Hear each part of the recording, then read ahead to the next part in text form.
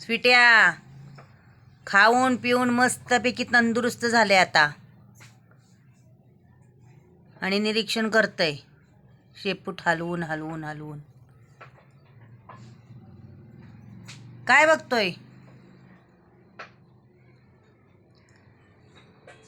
सिटू डोळे झाकून ऐकतोय. ऐ इकडे बघ. अगं बाई कंटाळा आला त्याला.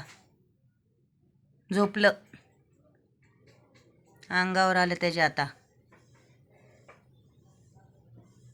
ए सिटू